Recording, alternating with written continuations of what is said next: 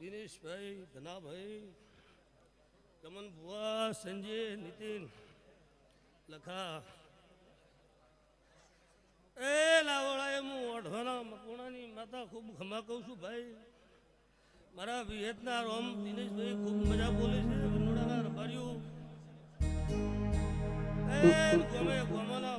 રૂપા બેડલીએ પોણી ભર્યો મારી માતા, સોના બેડલીએ પોણી